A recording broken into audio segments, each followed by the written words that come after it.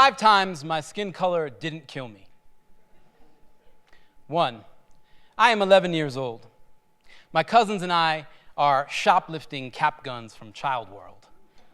I had my eye on a die-cast metal replica of a .44 Magnum.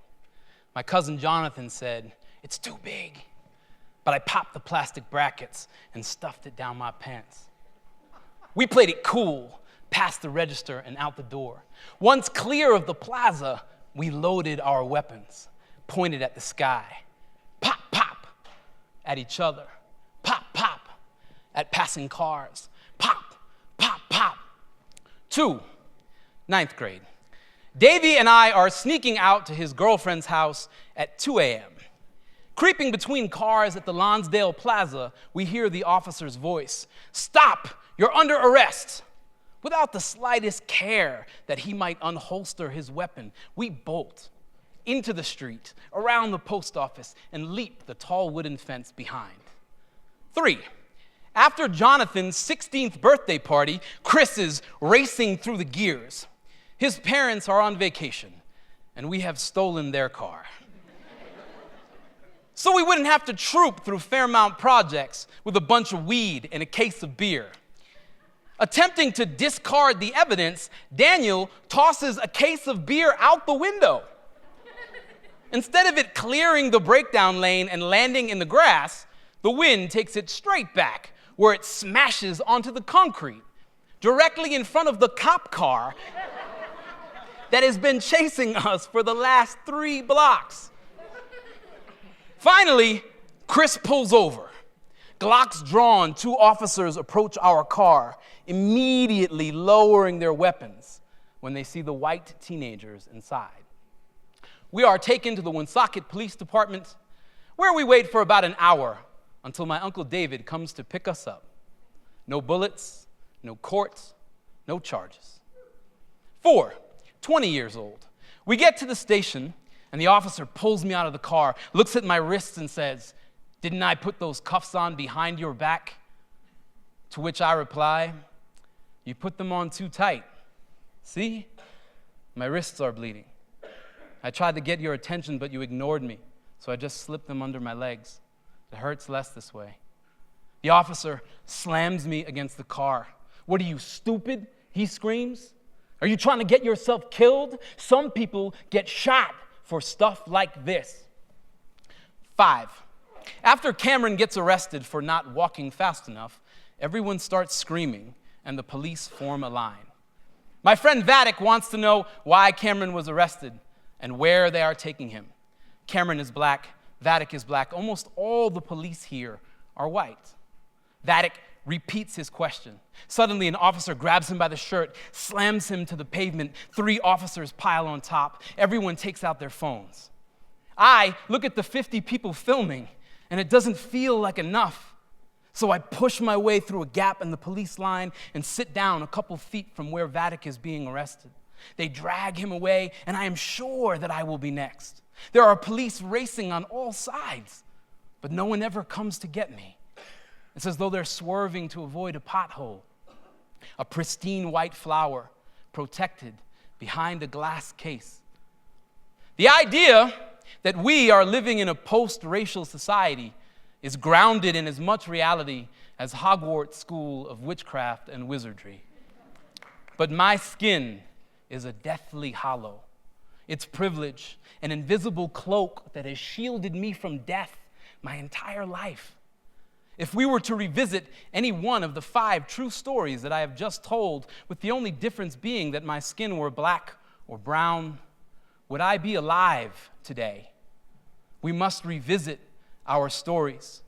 We must revisit our history and our skin. We must revisit skin 1. Tamir Rice is 12 years old, playing with a toy pistol in a Cleveland park when a white neighbor calls the police to report that there is a black male with a gun.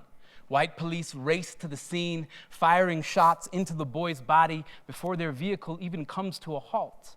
Pop, pop, pop. Revisit skin 2. John Crawford is 22 years old, talking on his cell phone at Walmart. He absent-mindedly picks up a BB gun while shopping. A white neighbor dials 911 to report that there is an angry black man waving a gun. White police race to the scene, ambush Crawford in an aisle, firing shots into his back and chest before he even has a chance to hang up the phone. Pop, pop, pop. Revisit Skin 3. Walter Scott is not racing through the gears or tossing cases of beer out the window. He is pulled over for a non-functioning third brake light. An argument ensues, and he takes off running. Though he is unarmed, the white officer fires 8 shots in the direction of his exposed back.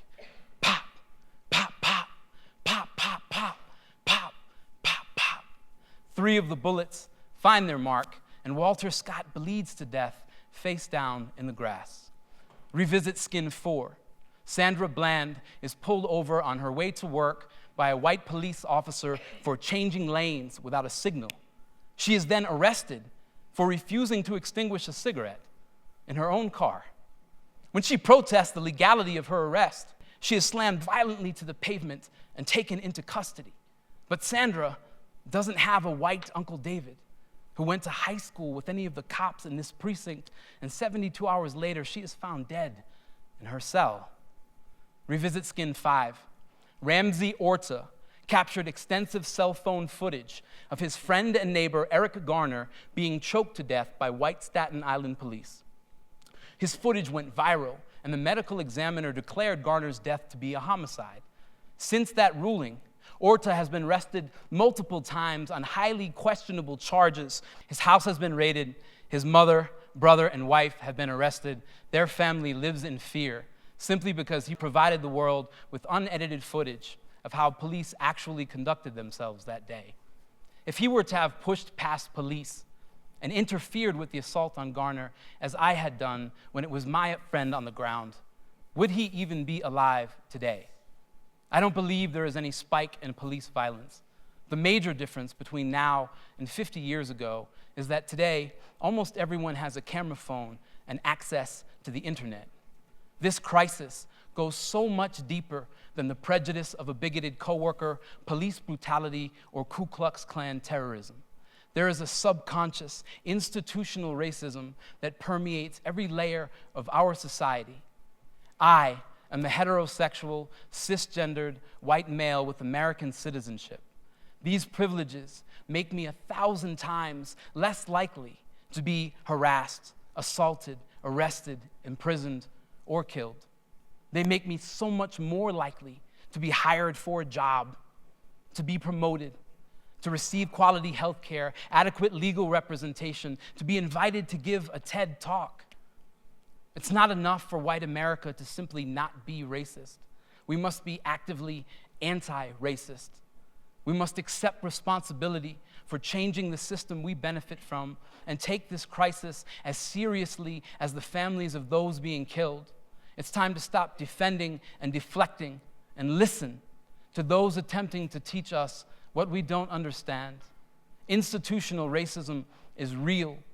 It's time to acknowledge this fact and make a commitment to dismantling it. Thank you.